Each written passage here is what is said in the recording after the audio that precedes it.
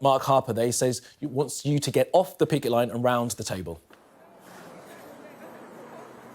Well, that's fine. I heard a bit of it. I'd go and meet him now if he wants, or he can come here and meet me and we can hammer some things out. What we keep hearing is the same stuff from the government across the sectors, that they want to facilitate an agreement, but they don't actually do anything. I met the rail minister on the 15th, along with the companies. We've heard nothing tangible since then. You hear a few warm words, and Mark Harper makes, he conducts himself in a pleasant way, in a good way, and that's fine.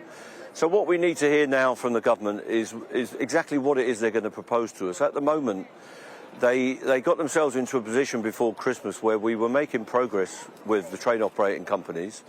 And on one Sunday afternoon before a set of strike action, they decided to torpedo those talks by putting in conditions in the documentation that they know that we and the other unions can never accept. So that was a deliberate strategy which frustrated the train operating company executives.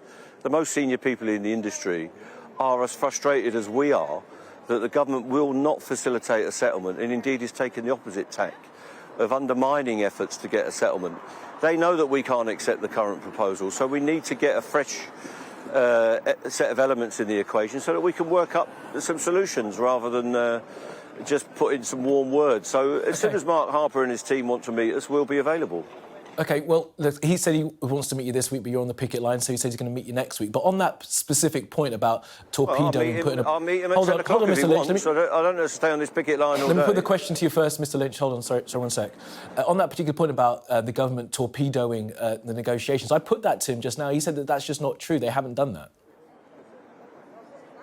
Well, he's not telling you the truth, because we had a document with the train operating companies that did not include driver-only operation. It was taken away for approval in Whitehall at the DFT, and they inserted about 8 or 9 bullet points that completely undermined the negotiations.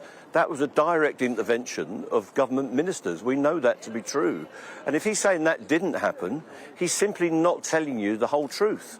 Well, let me tell you what he did say then. He said that the driver-only train things is not really an issue. He said 50% of trains are operated driver-only anyway. Basically saying that that's a strawman argument that you guys are putting up. But why did they insist that it going in the document then? 50% of the trains that don't run on that way, it's only 70% run without it. And most trains are operated in this country with guards on board. So they did insist on doing that. I had a document. I was in a meeting with the companies on a Sunday afternoon, out of hours, in order to work towards a settlement. On the Friday, the document didn't have those clauses in. And on the Sunday, the clauses were reintroduced.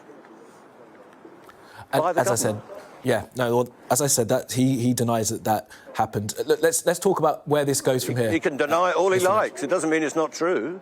Let's talk about where this goes from here. Look, you're out on strike 4 days this week. I mean, what do you think you've achieved in terms of your strike action since you've been out since the summer? Well, we brought this issue to the fore. What we've done is stop the companies imposing a 50% cut in maintenance schedule tasks, taking risks with railway safety.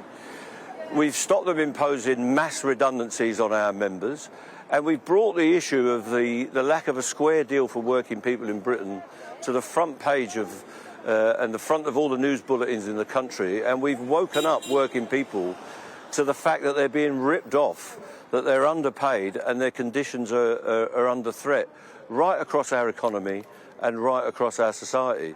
So we've had a game changer really across this year, or across 2022, in terms of what working class people are prepared to put up with. And we've put the government and corporate Britain under pressure to give British workers a square deal and give them value for money for their labour. I mean, do you get concerned, though, that you might, with all this disruption, it's the start of the new year, you're going to start alienating some of the public with these tactics?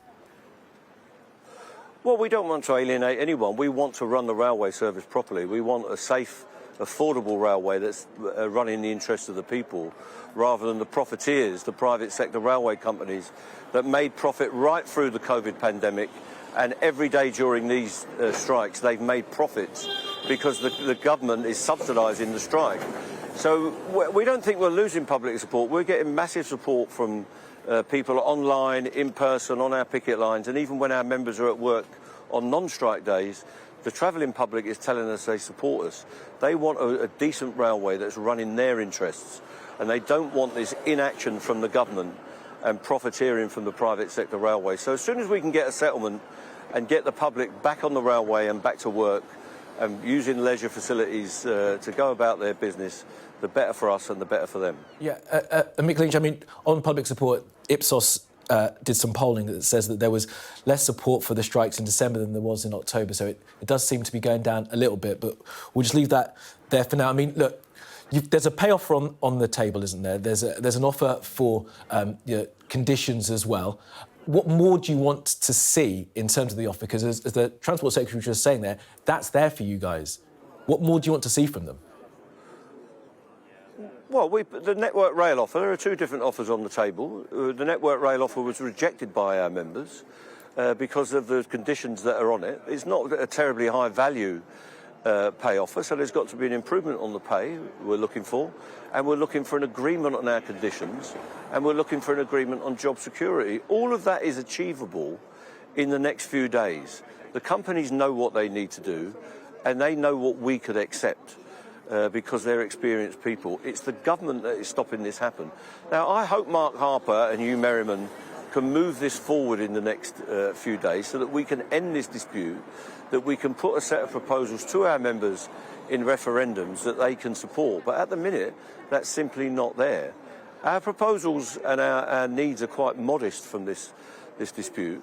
And if we can get towards a settlement, the happier we will be and our members can get back to work. You said an agreement on job security. I mean, you've got an agreement until 2025 on no compulsory redundancies. You want it to go further than that?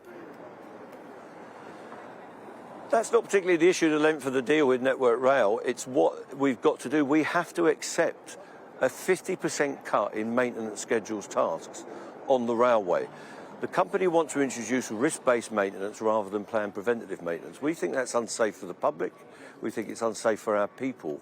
And it's not the way to run our railway on a more riskier basis than it is.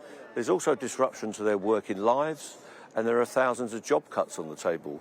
So we need a settlement that addresses all of the issues and not just one element. So if we can get that, we can move this forward as quickly as we can. And look, there are talks coming, as we've heard, and you said you wanted to have talks with Mr Harper today. If you don't get what you want in these next round of talks, are you going to step up this action? Well, we've got a mandate that runs through to May, and we would ballot again if we haven't got a settlement. We don't want to have to do that. We want to get our members back to work. So the quicker we can get that, the better. But we have a mandate for industrial action that runs on all through the winter and all through the spring. And our members have voted for industrial action twice, and our Network Rail members have voted to turn down the proposals that are on the table. So we need an improvement in the offer so that we can get this thing sorted out. And if you don't get it, what, more days a week out? You're out 4 days this week. Is it going to be 7 days? I mean, where do you take this to? We've got no action.